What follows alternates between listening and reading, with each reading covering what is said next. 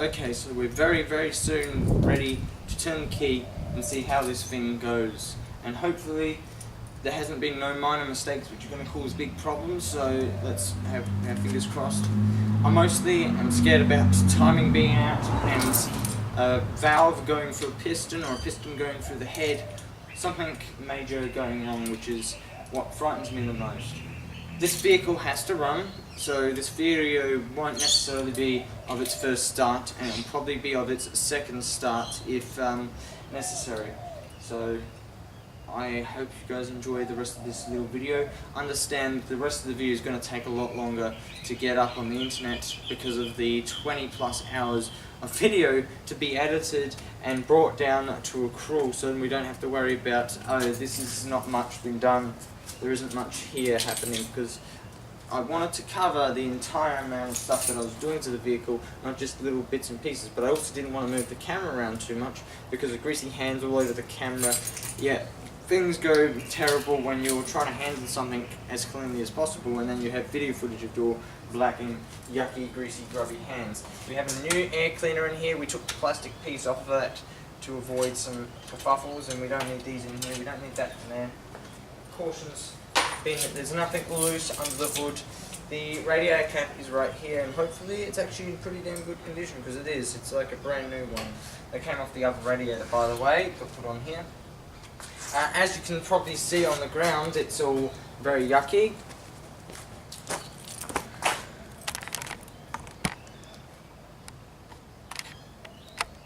What we're exactly looking at is the residue from using a compressor on the head, the block, pushing out all the crap that was put in there, so we didn't have any fragmented pieces of crap in there that might score the bores. And so in the end it also affected the ground, so all the oil from the engine has gone on the ground. It can be cleaned up. It's not floating around very far. Well, if it is, it will get caught in the carpet, which will probably one day get replaced anyway. It's not going to go into the ground because it will float on water.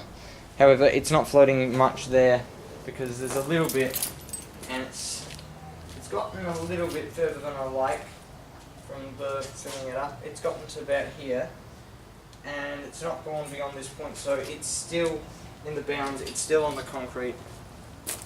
It was stupid to fill up the radiator with lethal methods, because a bucket is obviously the worst way to fill up a radiator on a car. That was done on purpose because filling up would take a while with ordinary methods, especially that radiator right now, because that thing holds like 14 litres or something. We have a fire extinguisher right there on the ground, and that's in case something does go wrong with the car, like the degreaser and stuff going wrong and burning down the car. Yeah, we don't want that happening, so we need this car to be in one piece, and this thing has to be running like not tomorrow, but tomorrow basically. Today's Thursday, so we're 2 days late. And 2 days late being, the first reason was there was meant to be work done yesterday, but the thing that was encountered as the problem with the car was the fact that there was a problem. There was a big problem. The stupid tappets they have, ours were broken on this vehicle, and so we've got new ones, and they took a day to get here from yesterday. When we got them, we put them straight onto the tappet roller rockers. They're $88, except they cost more because the guys, I don't really like the way they were talking to me, even though I just went with it and it was cool. You know, they first of all said it was $88, and then they said $105, and then they weren't going to give me money on my tappets I bought from them last time, so they gave me 50% the discount because, hey, you know, they gave me $10 back, so that's what they gave me on the $20 I spent the first day, and that was their mistake, and they really should have paid for it, but understanding, you know, they're not making money, they have to pay the guy to go look for stuff, and, you know, it didn't take him long to find anything, but they did make that mistake, which costed me time and money myself, which is why I really didn't appreciate the way they were talking to me, because they don't think about anyone else but themselves, which is the problem here. Yes, I'm the customer and I'm the consumer, but they didn't really have the rights to say, you know, you don't get a full refund because we made the mistake. They had the right to say, you can get a full refund because we made the mistake, not you. And that was the scenario. Like, they have experience with these things, and this is just a way they can make money. However, the guy that did get the wrong ones, he did actually have the courage to come up and say sorry to me, and that was something I appreciated. But the other guy, he was more experienced in my eyes, because he was able to pick, hey, the last generation of the 4D56 back in the day, it had a different head on it. So he picked that up, and he basically said that the adjuster screws have to be replaced. All I wanted was the plastic, so they made me buy the adjuster screws. I bought the whole set, so this thing has brand new ones on it.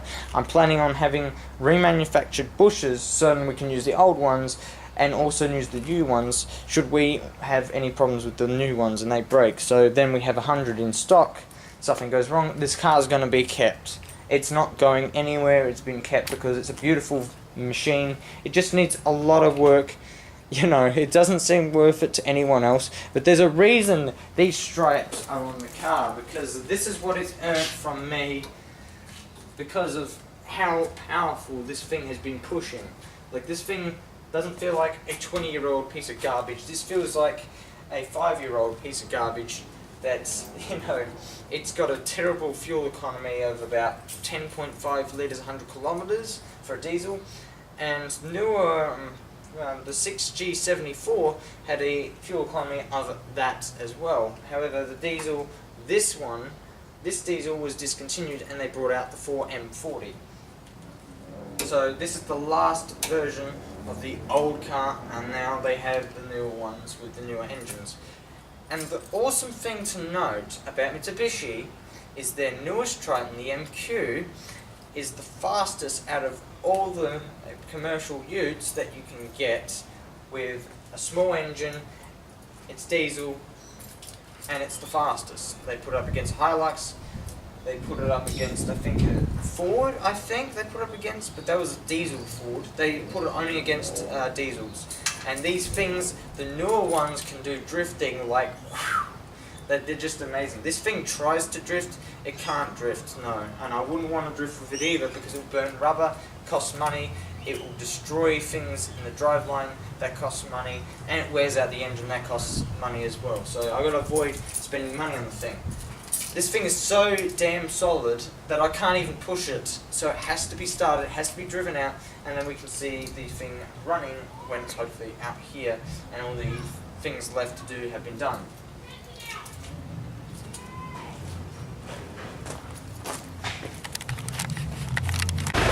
You have your answer. The Triton runs again. I made one mistake. One major mistake. That was I forgot to hook up the return line, and I'll be honest, Dad didn't think this thing was going to start. It's not going to start. It's not going to start, and then it just fired right up. Beautiful beast. She sounds good. She drives well still. She still has full power. Thank God for that.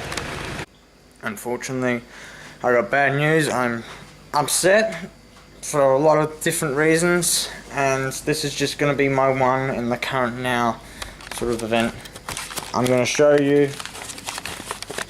I have destroyed my roller rocker arms, and the results are what you see here.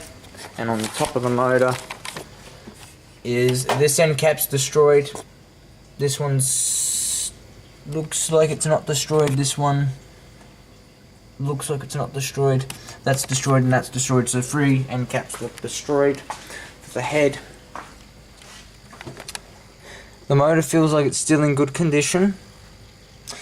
And my God, it's just, that looks like it's stuffed because there's liquids in there that shouldn't be in there. Also looks bent, but then again that's sort of normal, but I don't know why there's fluids in there. And I don't think there should be fluids in there.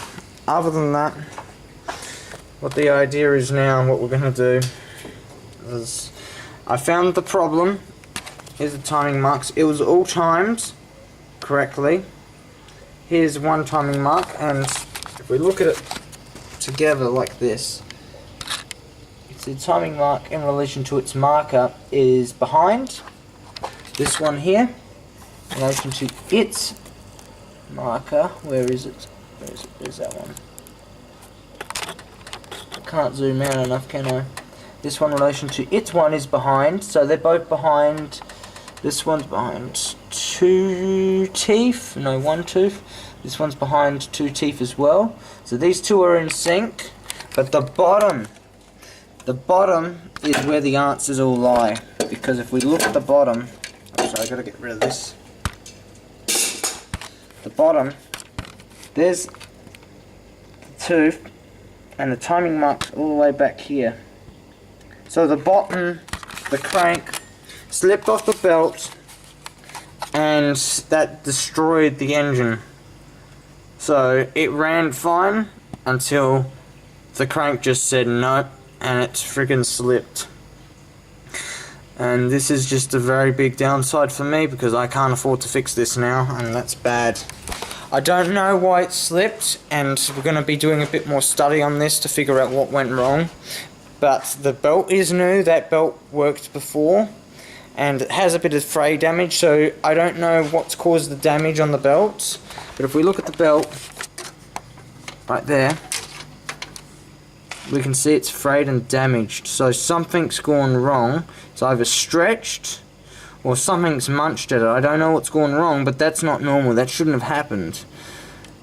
There is nothing to have caused that fraying on this belt, so the belt's given way and something's gone terribly freaking wrong with the thing. The spring, I'm strongly believing that the belt could be at fault, but I'm not going to say it is at fault because I have no proof that it is at fault. The spring has, well, the fraying there would be because of the motor spinning on that, and it somehow managed to turn a little bit further and destroyed the top end, making it loose enough for itself to turn over a bit. So the pistons should be in theory damaged. So that is the answers. That's the damage. I've got to take the belt off the study. Well guys, it's now morning. I have to wait till about 8. And I've got to be quiet so I won't upset anyone in the house, hopefully. It's really upsetting to me what's happened because either way it's expensive. The cause of the engine failure that I had was the camshaft itself seized up while the engine was running, so this thing was stuck solid. The crank tried to move the belt but it couldn't, so the timing marks with the cam and the injector pump stayed the same because the injector pump followed with the cam. The belt it couldn't do nothing, so the engine turned, and then when that let go and there was less resistance and stuff with the cam because of the bearing failure there, the thing I think might have destroyed the belt and turned backwards rather than going forwards. So instead of going forwards it went backwards, and that's what's happened. The timing marks on the crank had advanced because the crank was the only thing turning one direction where the other things were stuck. They had nowhere to go because the belt wasn't doing its job anymore. I really freaking hate this because now I have to get a new head. I had to get a new head before anyway because of the damage, and I didn't realise it until it was too late. The reason I had to get a new head is because there's no way I could have afforded to have the bearings repaired after all the welding work we did. And after all the work they did, I should have checked them before I took them off the milling machine that we have at home. We can't actually mill the bearings at home, we can't repair them here, we can't do nothing here with that, so unfortunately there isn't many places open, and I have to rely now on someone who has contacts and who could potentially get me another head with roller rockers and get this thing going, and I'm going to rely on them, and hopefully in the end I might actually get a job somewhere so that I can afford to pay for all this, because I'm $300 left. That's all I've got left to get this car going, so, and I'm looking at $1,500 just to repair this one mistake. Not even. I'm talking about $1,500 depending on the scenario with this. The head, to repair it properly and make everything good with that head, I'd be looking at too much to repair it. So $300 is going to replace my rocker arm assembly, but it's not going to replace the end cap, so that head is practically worthless right now. It could be fixed, it could be repaired, made better, new end caps be made up, or new end caps installed, the thing be line honed and stuff with the bearings to make them work, and then the cam be fitted purposely for those bearings that are put on there. But the chances of it all working together is very, very unlikely. It's not fixable. So I have to rely on getting another head, and the mechanic will probably definitely agree with me on this one. I feel I have to at least post something now. I have so much footage of the work I did, but the thing is, I was trying to fix something, but the reason I stopped fixing it was because I had to have hope that it would be fine. I felt it, you know, feeling wasn't everything for me. I don't have that kind of engineer's feeling. I was just hoping that I could get it right so that it would be a low spot rather than a high spot to prevent catastrophic failure of the bearings. This didn't work out in the end. There was still high spots. I didn't feel them, but it destroyed the bearing. The bearing fired up, it seized up, and everything went wrong. Well, I've got to get the car going whether I like it or not, so I have to rely on Mum's assistance if I need to get the car going, and it's better I just get it going because it would be cheaper to run than this car out here that you can probably see in the background. I don't know, I'm not, but that car there runs like a pig. It's both expensive, it's both cheap, but it doesn't run right, and it's not worth really what's been spent on it per se. I'm going to get my car going whether I like it or not. It's probably going to cost me an engine rebuild or an engine replacement. I've spent too much on it, a lot's been done to it. It's not worth chucking in the bin just because of this. This is a lesson as a rookie mechanic that I've learnt. When I see something, I have to just stop and go backwards. I didn't want to go backwards because I knew the same thing would be this. It'd be the same scenario whether I liked it or not. At least I got to see it running. My work did pay off for it running, but now it's not just going to cost me for a head. That's what it would have cost me before now, and maybe repairs. You know, $150 I think it was what I'm looking at for the bearings being fixed, and that's all it needed. And if I was to look at replacing the head, a brand new head would cost something like $500+. Second hand would cost something like $300, and yeah. So lining it would be the only option I had, and I would have still had money that I could have put towards my tyres by next week. So now I have to replace a timing belt, which is about $100 on its own, maybe $160 I think it was. I have to replace the head, which is going to be the $300 or $500 mark basically, and that means the total has gone up from originally $500 to $600. So either way this was going to happen. If the pistons are stuffed, it's going to cost me an engine rebuild, which is going to cost me something like $1,500. Maybe not even that, maybe like something like $500-600 to rebuild the motor. If I get a cheaper kit, if I get a more expensive kit, more likely to be stronger and more reliable and lasting and higher quality, it will cost me about $1,000 to $1,500 just for the kit. The mechanic that's coming out, he's worked on many cars. The last time I saw this mechanic was quite a few weeks ago before I did work on my car. He recommended that I should have just used this bullet to fix my problems with my car, but I was worried about compression stuff and I didn't bother to call him. It's my dad's friend, not my friend, honestly. But the thing is, I feel like he in a way owes me right now, and the reason he kind of owes me is because I went out of my way to stop what I was doing to go and do some stuff to help him get his lawnmower going and back together. His lawnmower was a biatch to fix, but we got it going, and I don't know if he's used it to mow his lawn, but that's what he wanted to do. And you know, in a way, a little bit of help would have been appreciated if I asked him in the first place. If he was there, I had experience next to me, this could have been avoided. He could have been like, your bearings are stuck, you can't put this together, this thing will break. The moment you start it, it will run for a couple of seconds and then it's just going to destroy everything else. The thing is, if you oppose 5 years of motoring experience to someone with actual motoring experience, which my knowledge is a couple of months worth of knowledge, whereas his is about 30 years plus of knowledge. If I was to compare the two, a person who's actually reconditioned engines opposed to someone who's kind of assisted in it, then I would go with the guy who actually has done it. From this experience, I learned a lot. I'm not going to say it's a failure, but it is a failure, okay?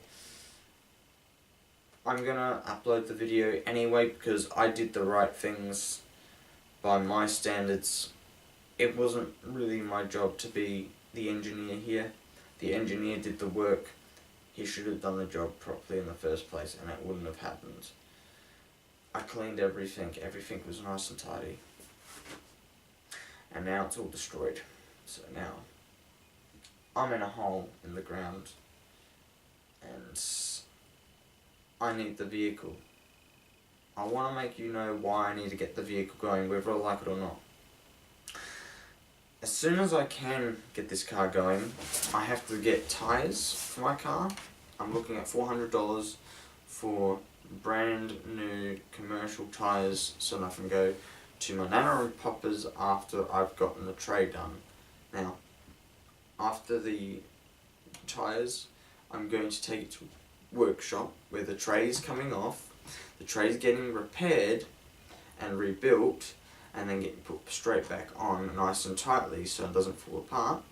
And once that's on, I'm going to be going up to my nano and pops for a couple of days a week. And I'm going to be helping them shift wood. I'm going to help them get their ute running, but I'm also going to be helping to fix the roads. So that is out of the way. It's a lot of work, and trust me when I say this, they need all the help they can. And this is just unfortunate for me and unfortunate for them because now I have to go back to square one where I was at before, but worse off.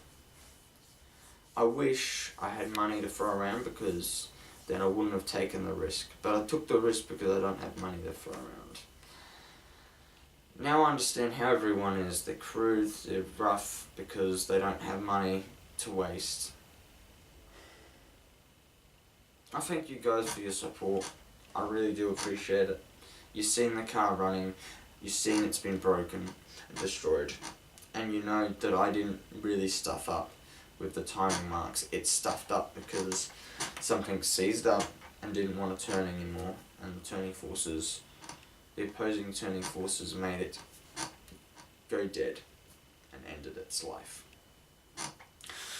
Thank you all for watching. I hope someone learns something from this experience one day and understands that you gotta just get someone experienced to work with you when you work on something like this. It's very important. Also for guys to know, you know, the reason my hair was like it was and it made me look weird is because I had a freaking tie in my hair to hold my hair together because it was getting in my face, like looking down, all my hair's going in my face and tickling me and making me sweat more, so I decided to tie it up. I've got a couple of hours left till the sun rises completely. A couple of hours of stress. I'm just glad I did one thing right. That was when it shit its pants on me, I didn't turn the key. I decided to not take it out of gear. It's not in gear. Push it forwards. Inspect what's going wrong. I told my dad he can take out the last bolt of the rocket cover, and he was getting mad at me for what I did. I took out one bolt and he's like, hey, aren't you going to take him out evenly? It's time for me to let you guys go. Time for me to think about everything.